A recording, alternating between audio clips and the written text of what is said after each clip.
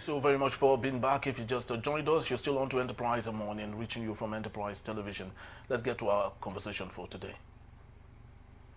A U.S. federal judge has ruled that the Central Intelligence Agency, CIA, can lawfully refuse to release any files on Nigerian President Bola Tinubu, stating there's no proof the agency ever gathered intelligence on him. However, in a decision delivered on April 8, 2025, Judge Beryl Howell of the U.S. District Court in Washington, D.C. upheld the CIA's Glomar response, a legal stance allowing the agency to neither confirm nor deny the existence of records in response to Freedom of Information Act requests. The case, which was filed by U.S. transparency advocate Aaron Greenspan in collaboration with Nigerian journalist David Hundeyin, seeking access to the documents related to Tinubu's past, including his alleged ties to narcotics trafficking in the 1990s. Judge Howell said the plaintiffs failed to show that the CIA had ever acknowledged holding any records on Tinubu. As a result, she ruled that the agency should be dismissed from the case. However, the judge ordered the FBI and the Drug Enforcement Administration, DEA, to continue searching the archives for any remaining non-exempt records related to Tinubu that could be in the public interest. Both agencies had previously released documents in 2023 and 2024 showing that Tinubu was investigated in connection with drug trafficking in the early 90s, an investigation that led to the forfeiture of $460,000 in the Chicago court in 1993. That case, though decades old, became a major point of controversy during Nigeria's 2023 presidential election, with critics questioning Tinubu's fitness for the office. Tinubu, of course, has consistently denied any wrongdoing. Judge Howell noted that while the FBI and the DEA were initially hesitant, they eventually complied with the FOIA requirements. I still have with me Barrister Ivan Sufeli. Thank you so very much, Barrister, for being here. Well. So let's, of course, get digging. Unfortunately, someone's past, I never knew that someone's past would continuously haunt such a person, of course, if it's not resolved in the matter it should be. Now, speaking from, if we do a comparison, how the U.S. court, goes about bringing up or digging up past and what we have here in Nigeria, do you think it is ever possible that we could, in the future, see a trace of any sort of involvement of our president in his past, and how that would affect him in the future? Yeah, that he was investigated in the early 90s was not in doubt, because it was shown before the election and all that. But that this particular one is saying that the plaintiff could not prove that the CIA ever had any intelligence gathering on him. And as such, the FBI and others can continue their search. But the court have looked into the matter and have seen that there was no time the CIA had that intelligence. Okay, well, the allegations and counter allegations have been there all the while that allegedly the president was involved in drug trafficking and use or the peddling of narcotics and the rest of that. And the matter is unresolved.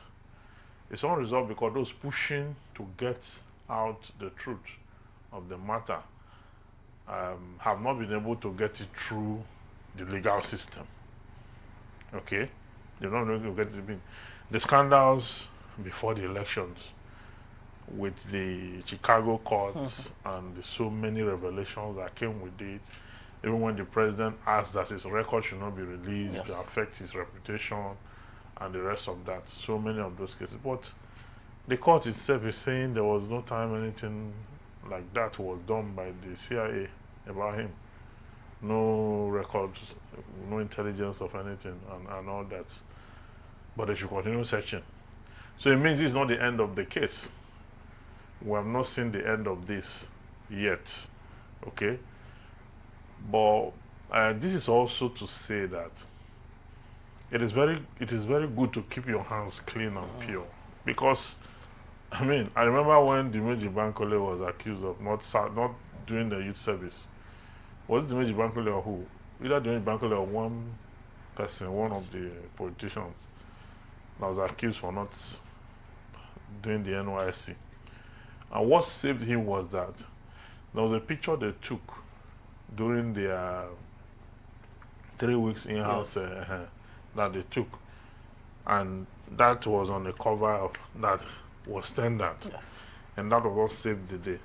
Okay, so the president can as well let the public see exculpatory evidence, things that will exculpate him from this whole scandal, because as long as he's the president, that scandal will continue to, you know.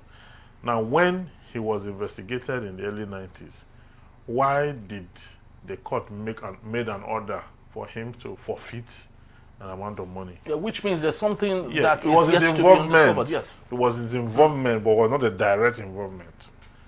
So does that make him not complicit? He was complicit for the fine of that amount. What I read it at that time, it was not a direct case of him being caught with drugs.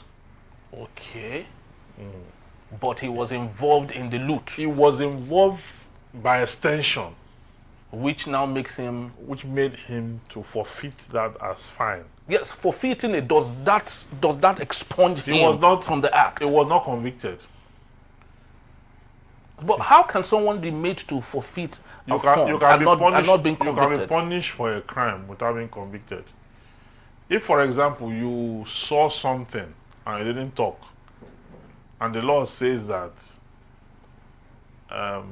if you see and fails to, or if you provide a resting place, or you provide like harboring, for example, the offense of harboring, if you harbor a criminal, the offense of the act committed is not equal to the offense of the person who harbored.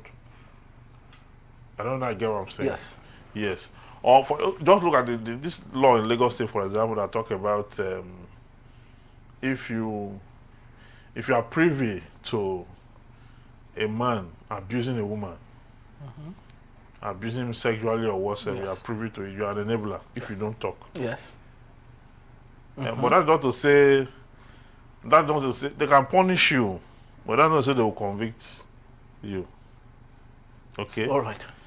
So I don't know the level of involvement that led to the forfeiture, because only the conclusion we're presented with, that he was not tried and convicted, but he had to forfeit some amount. Now, if someone enters a plea bargain, for example, you know, or I do not know how the United States, you know, go about it when they ask, okay, you can snitch on someone, we will let you off the hook, but we'll hold on to the person who is guilty of it. Prosecution witness. Exactly. So, so does that make the person who, of course, has accepted to work with the police non-guilty? Totally. He will not be convicted. Not like he's not guilty, but he will not be convicted, because he's used as prosecution witness to get at the principal offender. Okay. So he's not going to be convicted, even if he's guilty. But he's used, you know, to get to justice, especially when his lack of involvement and cooperation may mislead the court. So the prosecution witness is used to arrive at justice, and in that case, they will leave him to go off the hook. Now, okay. Now let's assume that President Bola Tinubu in the 90s was a prosecution witness, like you did say. What does our Constitution say to that particular matter? It was not tried here. So that the offense was not committed here, and the trial was not here. The trial was away, outside the shores of Nigeria. So that leaves him. That is okay. He was not convicted. If he were convicted, okay. If he were convicted and he served a term of punishment and all that, he cannot even contest election here. because the law says that if you have been convicted in any court, not just Nigeria, anywhere, you understand, you cannot vote or be voted for. If you're an ex-convict, you cannot vote or be voted for unless there's a pardon on you, a state pardon. I will wipe that off. So that's what Goodluck Jonathan did for Alemesia. Okay, that's what Buhari did for. Ibori is he wiped clean? No, Ibori is still an ex-convict. Buhari did it for Ojus Okalo and is it Joshua Dare? Okay, yes. Joshua Dare. Yes. No, Joshua Dare is back to Senate. Yes, he is. And Ojus Okalo is back to Senate. So it couldn't have been possible if that was not done. Even though that of Ojus Okalo was later upturned because the court said they should go and start de novo. Because when the judgment was delivered, it was delivered by a justice that had been elevated from the Federal High Court to the Court of Appeal.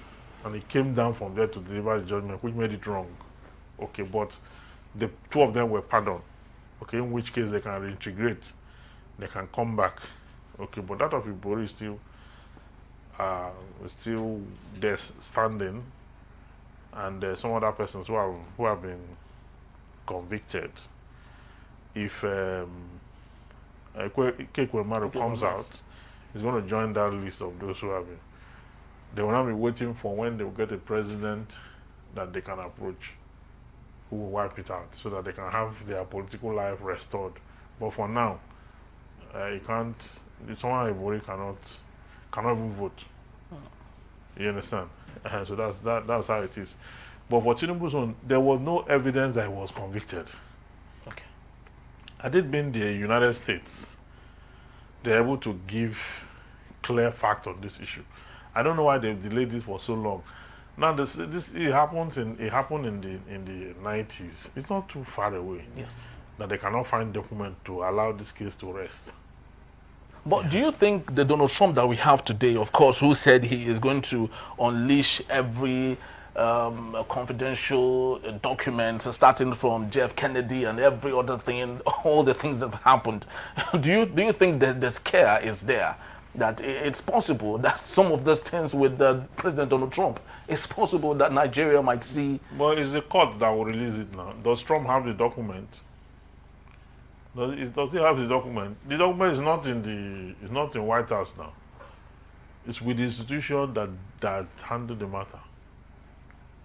So it's the court that will still get the document out as to what transpired then and what happened and all that.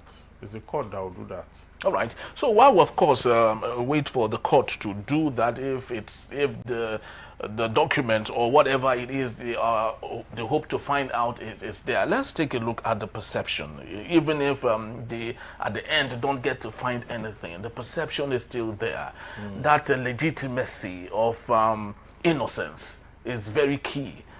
Which President Bola Tinubu desperately needs, especially if it could be etched in the minds of Nigerians. How do you think he can better play this card, especially going to 2027? He needs to deliver. If he can deliver on governance, he would have whittled down the bad blood and the suspicion and the lack of trust that people, if he can, it will whittle it down a little. You understand? Because he has this rope on his neck that people don't see him as someone who should be a president, given his antecedents. And if you ask me, I think so too. People don't see, he's not viewed from any angle as a person of integrity. Especially what happened during the election too. You know, he's not viewed from any angle as a person of integrity. So part of the trust deficit he suffers is the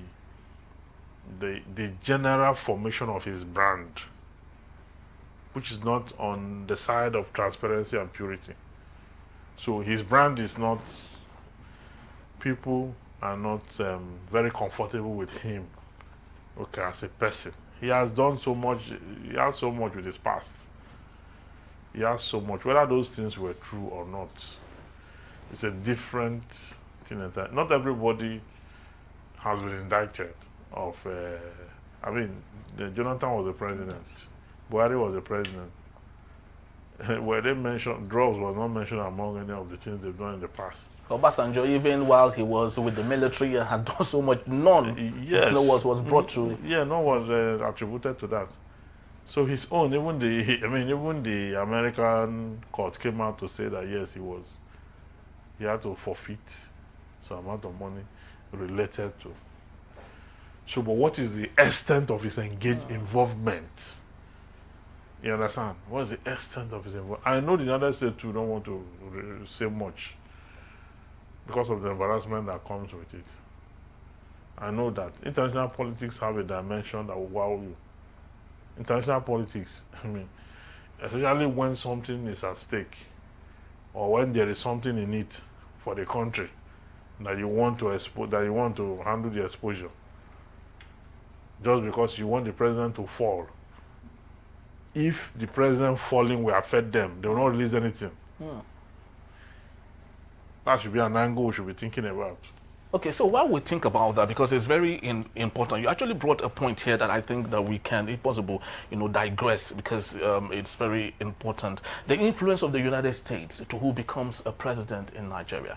I would love to, remember, back in the days when it was said that before Muhammad Buhari came into power, there was a little bit of discussion with Obama and his support for Buhari against Goodluck and all.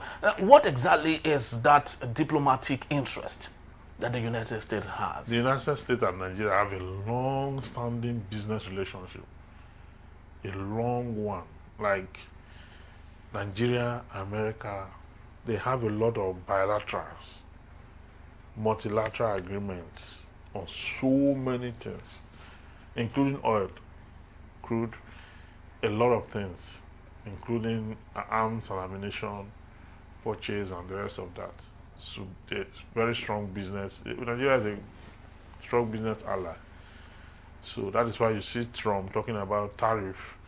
He knows what that will mean to America. Even Americans talk about Nigeria a lot. I've seen America talk about the wealth of Nigeria. Most times it's about the wealth of the country. There's a country so rich and blessed. So they know that Nigeria is not a country you can walk over. The US need Nigeria. Forget about what Trump said, we don't need this country, we don't need that country. That's him, his own prejudice. But for the country as an entity, Nigeria is a strong ally. Whatever they want to do in Africa, Nigeria plays a very powerful role. And you have Nigerians who also work for them as agents. You understand? So there's so much vested interest here and the Americans. They have so much with us. So it's not something that one person can come and trivialize or fritter away. No. They have that. That is why, look at it, any time we're going to have elections, even our elections, Americans donate so much to it. They have the highest number of delegates that monitor our elections and write reports back. When the president he goes to the US and they review the relationship between the two countries. It's reviewed. So why was it soured during the days of Goodluck and Jonathan? Why do you think the United States weren't open to it? It was soured when Obama called Goodluck Jonathan to liberalize same-sex marriage, to allow it. Because so many persons who had that issue and they couldn't practice it here were going to the US to practice it. And the US too, they were funding it. The Democrats were funding it because of this craze for liberty and liberalization of the human condition. So, but Trump does not believe in it. He didn't. I mean, the LGBTQ, they had a swell time during the Muhammad Buhari? No. the last president of the United States, the president before Joe Biden. Joe Biden, yeah. Yes, but they had a swell time. Yes, because you did say good luck, Bele Jonathan was criticized because of his view for the LGBTQ. Yes, and it was but Muhammad Buhari coming into power, was there more than enough liberalization of the same thing? No, before Muhammad Buhari came into power, the law has been passed already in 2015. The law has been passed, not even 2015, I think 2013 or so. The law to ban. Okay, so it was because Goodluck Jonathan was involved in allowing the law to be. Yeah, it's the one that signed it. Oh, okay. It's the one that signed it now. It was actually a legislative bill. It was not even an executive bill. But whilst it was going on there, when it got to third reading, Obama knew it was going to pass Parliament. So he intercepted it by speaking to the president to veto it. Because if Goodluck Jonathan hadn't signed, it can't become law. It will just be hovering around like the PIA that took how many years before. But once it passed, it got to him. He quickly signed it. He had signed everything, and it has become news before Boko Haram heightened their operations and we didn't have arms. So he had to mobilize down to get arms. They shut the door against us. They now had to go and get refurbished arms to fight insurgency. That was why when Buhari came in, Buhari did not consult Parliament before he went to buy the Tucano jets. And by that time, Trump had started his first term. Yes. He released it immediately. Trump didn't even consider whether Buhari had a clearance. The only problem they had the first time they muted it was that the persons you are going to use this against, you have to declare them as terrorists first, which is the bandit and all that. Then he came back, did that declaration, went back, and he collected money. And so you can't have it. But if it were Obama that was there, we will not get those Tucano jets because of our previous sins, and he keep saying that. So the whole thing is international politics have its own dimension. What is right in your municipal territory might not be right in the international sphere because of vested interests. You understand? America will tell you now, America will preach to you now that extrajudicial killing is wrong. That any country that engages in it is breaking the law.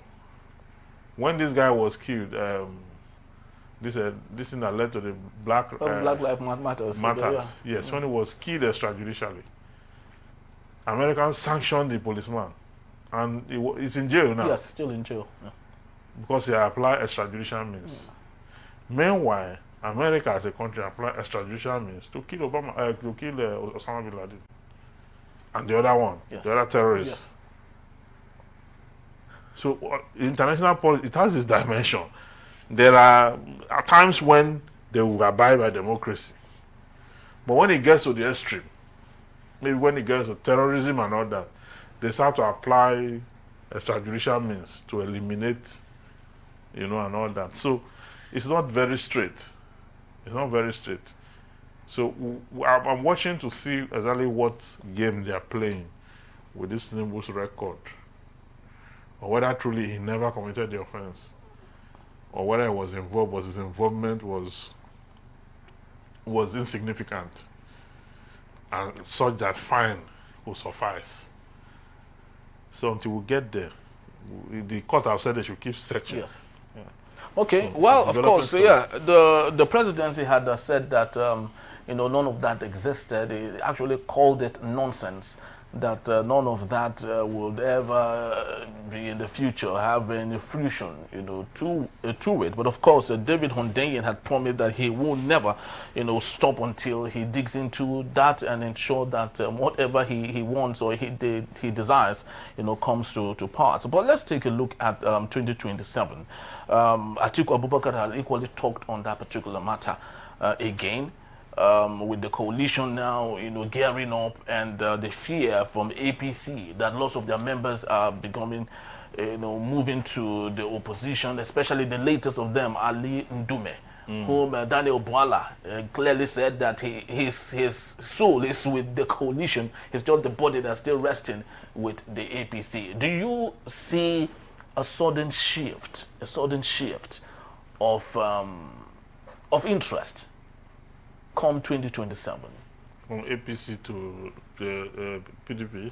No, not really APC, for possibly an ousting of President Bola Ahmed Tinubu. As much as we do not want to believe it will be possible, do you see any slight... No, there are plots all over the place not to allow him come back. He didn't perform now. He didn't perform. He has failed already. Because this is 20 months and, right? Yes. What is he going to do again? From next year's campaign. From next year's campaign for the next election. Nobody is talking governance next year. It's campaign for the next election. So what you cannot do in the first 2 years, forget about it. You can't do it again. You see those earlier decisions he took. If he had gotten it right, by now it would have stabilized. He didn't get them right. So what you cannot do now, from next year is a campaign for the next election. So people are really, really coming together to make sure that, just that they've not gotten a formidable block where you can have maybe like 4 political parties fused into one. Because there's no way a PDP or a Labour Party will wrestle power with APC. Because what you call APC, there was a fusion of many political parties. And that was how they were able to challenge. You must apply that same strategy. At least for the beginning, leveler. You need to level that before you can move. Even okay, look at the result. P2B got 6 million, right? Yes. Atiku got 8 points. Then Tinubu himself. If you put Obi's Labour Party votes with Atiku's own, even with the perceived rigging and the perceived compromise of INEC, you could see that the two political parties would have edged them out. Yes. If they had fused into one, or they have something they can. Even with the corruption, vote buying and everything, the votes of those two still counted against one. So it could be possible that he's edged out. And that's the dream of every Nigerian. Nobody believes in this government. The ones that are deceiving themselves that believe in the government, when they speak out in the day, in the night they go to cry. Just like the young man that the wife died. You know, these are the remnants of the installation of this government. The consequences of their actions is what exactly is going on. Playing out. Well, let's just continue to hope and believe that things, of course, will get better for us in this country. As much as we wish the president well, of course, our guest had said it would have been a home run for him if he had started on a good slate. But of course, here we are. Let's just continue to see. Of course, right here on Enterprise Television, we promise to give you update on this particular matter, especially with respect to the case with the United States, the FBI, the CIA, and our President Bola Ahmed Tinubu. That's just about the time we have for today. I'd love to say thank you to you for being part of it and making the picture complete. Please do well to visit us, and you can read more on all that we have discussed when you visit us at enterprisetvnews.com. You may equally like, comment, and follow us on all our social media platforms at Enterprise TV7. I am Henry Igwebike. Thank you for watching, and I'll see you tomorrow. Bye-bye.